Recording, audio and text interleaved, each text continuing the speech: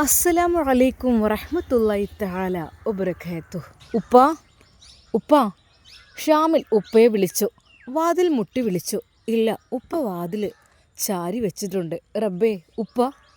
അവൻ വാതിൽ പതുക്കെ തള്ളി തുറന്നു നോക്കി. അല്ലാ, ഉപ്പ എവിടെ? ഉപ്പനെ കാണുന്നില്ലല്ലോ. റബ്ബേ, അവൻ എഴുന്നേറ്റു.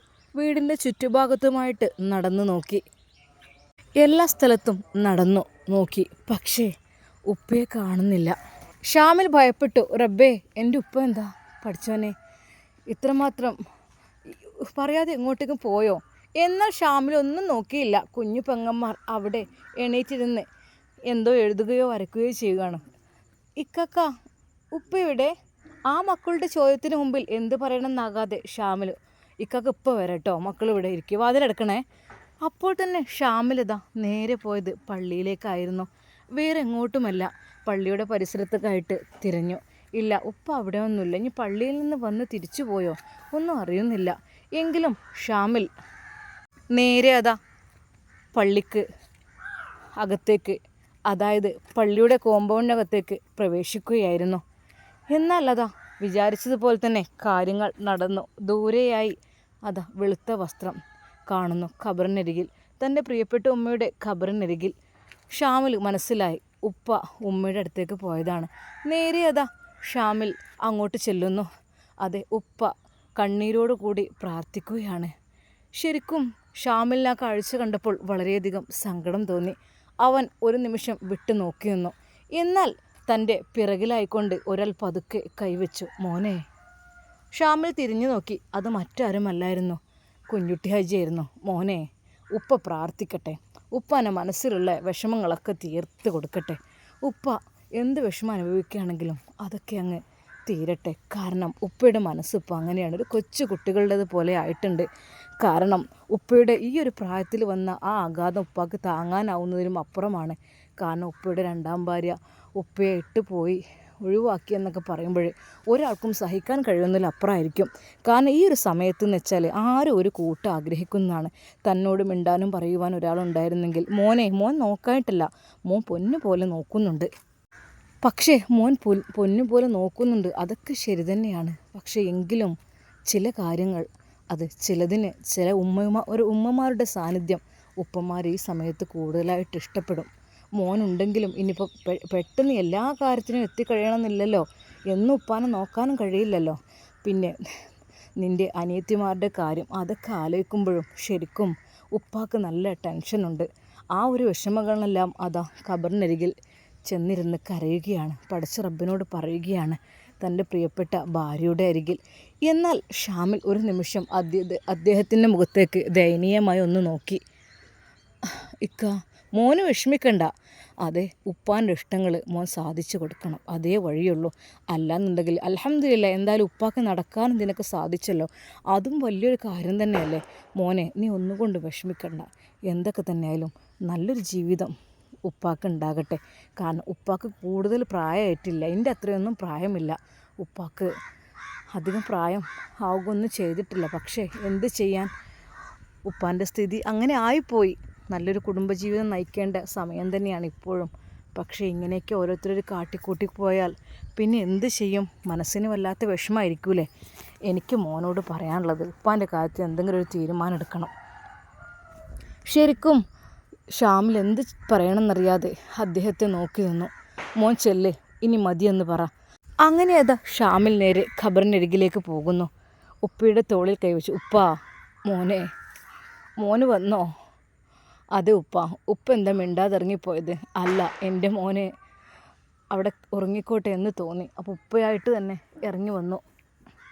അതുകൊണ്ടാണ് മോനെ. ഉപ്പ, നിങ്ങൾ വരി, ഉമ്മാക്ക് സ്വർഗ്ഗമായിരിക്കും. ഉപ്പാൻ്റെ കണ്ണുനീര് എത്രയോ ആ ഖബറും പുറത്ത് വീഴുന്നു, ആ ഉമ്മാൻ്റെ ഭാഗ്യമാണ്. ഉമ്മാക്ക് സ്വർഗ്ഗമായിരിക്കും.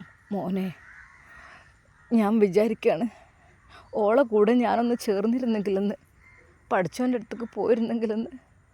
കാരണം ഈ ദുനിയാവ് ചതിയുടേതും വഞ്ചനയുടേതുമാണ് പൊന്നു മോനെ. അതെ, എനിക്ക് മനസ്സിന് വല്ലാതെ വിഷമം അനുഭവപ്പെടുകയാണ് മോനെ. ഞാൻ അങ്ങോട്ട് വന്നിട്ട് എനിക്കൊരു സമാധാനമില്ല. ഉപ്പ, സാരല്ല, എളാമാൻ്റെ കാര്യം വെച്ചിട്ട് നിങ്ങൾ വിഷമിക്കണ്ട, അവർക്ക് അതിനും വലുത് പഠിച്ചവൻ കൊടുക്കുന്നുണ്ടാവും, അതൊന്നും സാരല്ലപ്പാ. നിങ്ങൾ വരി. എന്നാൽ ഈ സമയം അതാ ഷാമിലിൻ്റെ ഫോണ് ബെല്ലടിക്കുന്നു. ആരായിരിക്കും ഇപ്പോൾ ഇത് എന്നുള്ള രീതിയിൽ പള്ളിക്കാടല്ലേ, ഇനിയിപ്പോൾ കുറച്ച് ബഹുമാനമാവാം എന്ന് കരുതി അവനത് സൈലൻ്റാക്കി. അതെ, ആ പള്ളിയുടെ പുറത്ത് നിന്ന് സംസാരിക്കാം എന്നും കരുതി. ഉപ്പ വരി മോനെ, ഞാൻ വരാം. ഉപ്പാൻ്റെ കുട്ടി നടന്നോടി, ഉമ്മാനെ വിട്ടിട്ട് പോരാൻ തോന്നുന്നില്ല എനിക്ക്, ഇപ്പം വരാം കേട്ടോ, നടന്നോളി. പിതാവ് അത് പറഞ്ഞപ്പോൾ അവൻ ആ ഫോണും കൊണ്ട് അതാ നേരെ പള്ളിയുടെ പുറത്തേക്ക് കിടക്കുന്നു. വീണ്ടും ബെല്ലടിക്കുന്നു. ഹലോ മോനെ, എന്തൊക്കെയോ മോനെ ഉപ്പയുടെ വിശേഷങ്ങൾ? ഞങ്ങളെ അത് പറഞ്ഞുകൊണ്ടിരിക്കുകയായിരുന്നു. മൂപ്പര് ഉണ്ടായപ്പോഴേ നല്ലൊരു സമാധാനം സന്തോഷമൊക്കെ ആയിരുന്നു. പോയതിൽ പിന്നെ ഞങ്ങൾക്കും വല്ലാത്ത വിഷമം ഉണ്ടായിരുന്നു. സത്യം പറഞ്ഞാൽ മോനെ, നല്ലൊരു മനുഷ്യനാണ് കേട്ടോ നിൻ്റെ പിതാവ്. മോനൊന്നുകൊണ്ടും വിഷമിക്കണ്ട. അല്ല, ഉപ്പയുടെ കാര്യമൊക്കെ ഓക്കെ അല്ലേ? അല്ല, എന്തായി എളാമ എന്താ പറയുന്നത്? എളാമക്ക് സന്തോഷമായിട്ടുണ്ടാവുമല്ലോ അല്ലേ ഉപ്പ അങ്ങോട്ട് തിരിച്ചു വന്നപ്പോൾ? എന്നാൽ അത് കേട്ടപ്പോൾ ഷാമിലിൻ്റെ മനസ്സൊന്ന് പിടഞ്ഞു. അത് അൽഹംദുലില്ലാ, കുഴപ്പമൊന്നുമില്ല. പക്ഷേ ഷാമിലിന് അതൊരിക്കലും തുറന്നു പറയുവാൻ വേണ്ടി കഴിഞ്ഞില്ല. മോനെ, പിന്നെ ഉപ്പാൻ്റെ കാര്യത്തിൽ കുറച്ചുകൂടി കാര്യങ്ങൾ ശ്രദ്ധിക്കാനുണ്ട്. ഉപ്പയെ നല്ല രീതിയിൽ നോക്കണം. ഉപ്പയെ വിഷമിപ്പിക്കാൻ പാടില്ല കേട്ടോ. കാരണം എന്താ വെച്ചാൽ വിഷമിപ്പിച്ച് കഴിഞ്ഞാൽ വീണ്ടും ആ ഒരു സ്ട്രോക്ക് ഇപ്പോൾ റെഡി ആയതേ ഉള്ളൂ, അത് തിരിച്ചു വരാനും സാധ്യതയുണ്ട്. അതുകൊണ്ട് തന്നെ നമ്മൾ നല്ല രീതിയിൽ ഉപ്പയെ ശ്രദ്ധിക്കണം, നോക്കണം. കാരണം വിഷമം ഉണ്ടാകുന്ന ഒന്നും ഉണ്ടാകാൻ പാടില്ല. പിന്നെ എളാമയൊക്കെ ആയതുകൊണ്ട് നല്ലോണം നോക്കുമല്ലോ അല്ലേ, ഉപ്പാൻ്റെ കാര്യത്തിൽ ഹാപ്പി ആയിരിക്കുമല്ലോ അല്ലേ. അപ്പോൾ അതുകൊണ്ടൊന്നും വിഷമിക്കേണ്ട ആവശ്യമില്ല. നല്ല രീതിയിൽ നോക്കുക ഉപ്പയെ, അത് മാത്രമേ പറയാനുള്ളൂ. കൂടുതൽ വിഷമിപ്പിച്ച് കഴിഞ്ഞാൽ വീണ്ടും സ്ട്രോക്ക് തിരിച്ച് വന്നു കഴിഞ്ഞാൽ, ഇപ്പോൾ അൽഹംദുലില്ലാ ഉപ്പ എണീറ്റ് നടന്നിട്ടുണ്ട്. പക്ഷേ ഇനി എങ്ങനെയാണെന്നൊന്നും പറയാൻ പറ്റൂല. കാരണം എന്താണെന്ന് വെച്ചാൽ നമുക്ക് ഈ മനുഷ്യൻ്റെ ഒരു നാഡിക്കൊരു തളർച്ച വന്നു കഴിഞ്ഞാലേ പിന്നെ അത് ഒരുപാട് നമ്മൾ ടെൻഷനും കാര്യങ്ങളും കൊടുക്കാതിരിക്കുക എന്നുള്ളതിനാണ് ഏറ്റവും വലിയത്. അപ്പോൾ മോനെ, ഇൻഷാ അള്ളാ വിളിക്കാൻ കേട്ടോ. ഞാൻ ഇടയ്ക്കൊന്ന് വിളിച്ച് നോക്കുന്ന ഉപ്പാൻ്റെ സ്ഥിതിഗതികൾ അറിയാനാണ്. കാരണം ഞങ്ങളിവിടെ നല്ല രീതിയിൽ ട്രീറ്റ്മെൻറ്റ് കൊടുത്ത് പറഞ്ഞയച്ചിട്ട് അവിടെ എത്തിയാലും നിങ്ങളത് കണ്ടിന്യൂ ചെയ്യണം മോനെ. പിന്നെ കറക്റ്റ് സമയത്ത് ഉപ്പാൻ്റെ കാര്യങ്ങളൊക്കെ ശ്രദ്ധിക്കാൻ. ആ എളാമയുടെ നമ്പർ ഉണ്ടെങ്കിൽ ഒന്ന് എനിക്ക് തന്നാൽ ഞാൻ അവരോട് സംസാരിച്ചോളാം, ഞാൻ കാര്യങ്ങളൊക്കെ പറഞ്ഞോളാം. കാരണം ഉപ്പ ഏത് രീതിയിലുള്ള സ്നേഹമാണ് ആഗ്രഹിക്കുന്നതെന്നും അതിനെക്കുറിച്ചൊക്കെ. അപ്പോൾ മോൻ എന്തായാലും ആ നമ്പറും തന്നിട്ടുണ്ടെങ്കിൽ വിരോധമില്ലെങ്കിൽ ഞാൻ ഇവിടെ സംസാരിച്ച് കാര്യങ്ങളെല്ലാം പറഞ്ഞോളാം കേട്ടോ. ശരിക്കും അത് കേട്ടപ്പോൾ ഷാമിലൊന്ന് ഞെട്ടിപ്പോവുകയാണ് ചെയ്തത്. റബ്ബേ, എന്തൊക്കെ ഇവരീ പറയുന്നത്? എളാമയുടെ നമ്പറോ? പഠിച്ചോനെ, എൻ്റെ ഉപ്പയെ അവർ ഒഴിവാക്കി പോയ കാര്യമൊന്നും അവർക്കറിയില്ലല്ലോ റബ്ബേ. ശരിക്കും വല്ലാത്തൊരു ടെൻഷനായി ഷാമിലെങ്കിലും പറഞ്ഞു, അത് ഇൻഷാ അള്ളാ ഞാൻ പറയാം കേട്ടോ. ഏതായാലും നിങ്ങൾ എൻ്റെ ഉപ്പയെ പരിപാലിച്ചതിൽ വളരെയധികം സന്തോഷമുണ്ട്. ഞങ്ങൾക്ക് പഠിച്ച റബ്ബ് നിങ്ങൾക്ക് ഹൈറും ബർക്കത്തും പ്രദാനം ചെയ്യട്ടെ. ഇൻഷാ അള്ളാ ആയിക്കോട്ടെ മോനെ, എന്തായാലും മാഷാ അള്ളാ ഒക്കെ നല്ല മട്ടത്തിലാകട്ടെ, അതാണ് ഞങ്ങളുടെയും സന്തോഷം കേട്ടോ. അങ്ങനെ അവർ ഫോൺ കട്ട് ചെയ്തു.